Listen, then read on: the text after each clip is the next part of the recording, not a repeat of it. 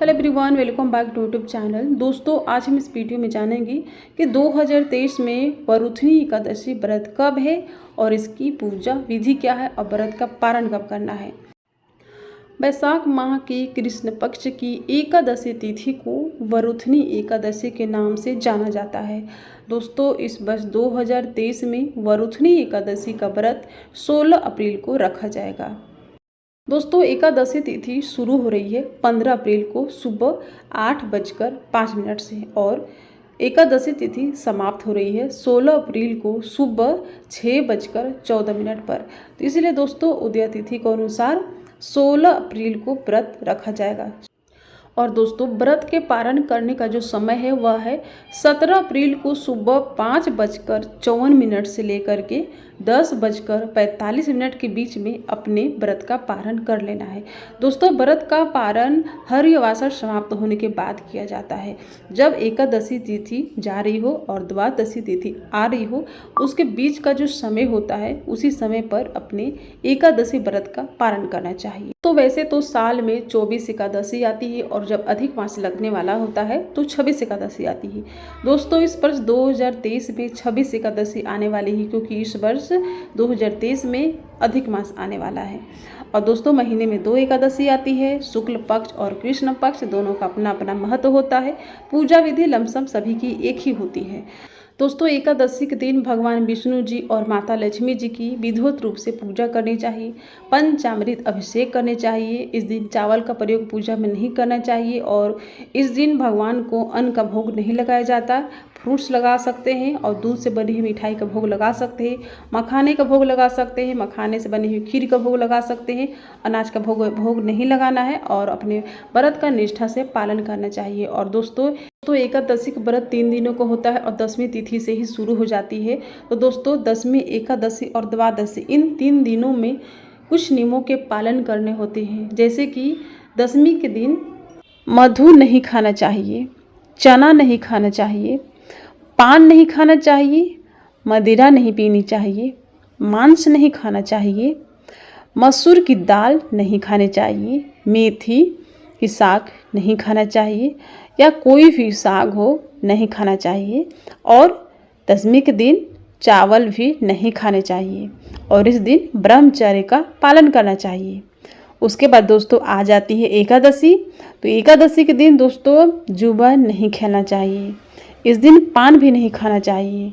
दिन में सोना नहीं चाहिए। दातुन नहीं खाना चाहिए। तो दोस्तों, अगर हम दातुन ना करें तो हम अपने दांतों को साफ कैसे करें, फिर हम पूजा कैसे करें। तो दोस्तों, एकादशी के दिन अपने दांतों को उंगल से साफ करके और 12 बार कुल्ले कर लेने चाहिए या फिर किसी पेड़ की गिरे हुए पत्ते को उठा करके चबा लेना चाहिए और फिर 12 बार कुल्ले करने चाहिए। लेकिन एकादशी के दिन किसी भी पेड़ के पत्ते को गलती से भी नहीं तोड़ना चाहिए। इस दिन तुलसी के दल भी नहीं तोड़ना चाहिए। और दोस्तों, एकादशी के दिन झूठ भी नहीं बोलना चाहिए, क्योंकि इस दिन हमारा व्रत होता है।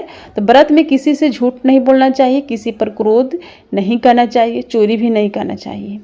उसके बाद दोस्तों आती है द्वादशी। तो द्वादशी के दिन दोस्तों अपने व्रत का पारण करना चाहिए। तो दोस्तों, व्रत का पारण करने के लिए सबसे पहले तो सूर्य निकलने से पहले स्नान करना चाहिए। और दोस्तों, इस दिन द्वादशी के दिन स्त्रियों को अपना सर नहीं धोना चाहिए, यानी सर धोकर स्नान नहीं करना चाहिए। वैसे तो एकादशी के दिन अपना सर नहीं धोना चाहिए और द्वादशी के दिन भी अपना सर नहीं धोना चाहिए। उसके बाद दोस्तों, द्वादशी के दिन जिस दिन पारण करना हो तो सूर्य निकलने से पहले स्नान करने के बाद भगवान विष्णु जी की, माता लक्ष्मी जी की पूजा पाठ कर लेंगे। पूजा पाठ करने के बाद अपने व्रत का पारण करना चाहिए। दोस्तों, व्रत का पालन करने से पहले दान और दक्षिणा देनी चाहिए। दोस्तों, दान किसी गरीब को या किसी ब्राह्मण को या किसी ज़रूरतमंद को अगर ये ना मिले तो फिर आप पशु पक्षी को दान दे दें। गाय को रोटी दे दे, कुत्ते को रोटी दे दे या छत पे ले जा कर के चारा रख दे, पशु पक्षी खा लेंगे, चिड़ियाँ खा लेंगी। तो ये हो गई दान। इसके साथ साथ थोड़ी सी दक्षिणा दे। दक्षिणा में 11, 21, 51, 108 अपने सामर्थ्य के अनुसार दक्षिणा दे। दक्षिणा आप गरीब, ब्राह्मण, जरूरतमंद या किसी बच्चे को या मंदिर में ले जाकर रख दें। ये हो गए दान और दक्षिणा। दोस्तों दान की पत्नी दक्षिणा होती है, इसीलिए किसी भी व्रत में, चाहे एकादशी का व्रत हो या कोई भी व्रत हो, तो दान के साथ साथ दक्षिणा जरूर देनी चाहिए, तभी जाकर के हमें अपने व्रत का पूरा पूरा फल मिलता है।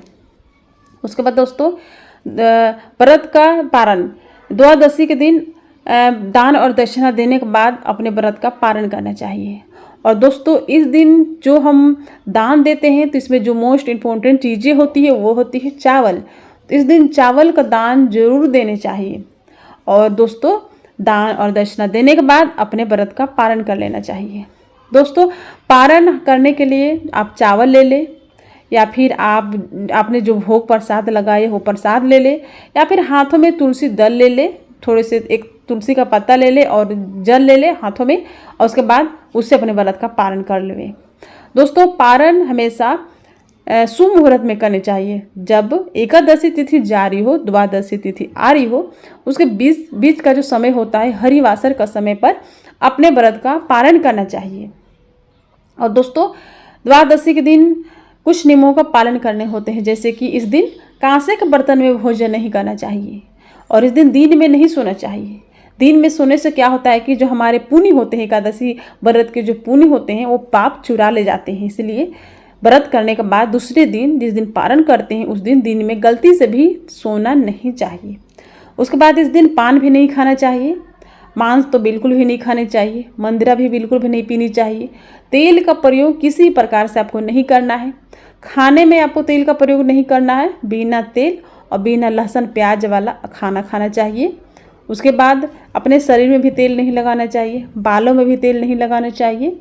कहीं घर से बाहर नहीं जाना चाहिए, यानी कि परदेश नहीं जाना चाहिए। बाहर जा सकते हैं घर से, मतलब कि अपना गांव, अपनी शहर छोड़कर नहीं जाना चाहिए। उसके बाद एक्सरसाइज, व्यायाम नहीं करना चाहिए। इस दिन मधु नहीं खानी चाहिए। और दोस्तों इस दिन दोबारा भोजन नहीं करना चाहिए, यानी कि एक समय भोजन करना चाहिए। जैसे कि आप अगर दिन में भोजन कर लेते हैं तो आपको रात में भोजन नहीं करना है। अगर आप रात में भोजन करना चाहते हैं तो आपको दिन में भोजन गलती से भी नहीं करना है। अगर आप दोनों समय भोजन कर लेते हैं तो आपका व्रत खंडित माना जाएगा। आपको एकादशी व्रत करने का फल बिल्कुल भी नहीं मिलने वाला है। इस बात का विशेष रूप से ध्यान रखना चाहिए और इन नियमों का पालन करते हुए अपने व्रत का पारण करना चाहिए।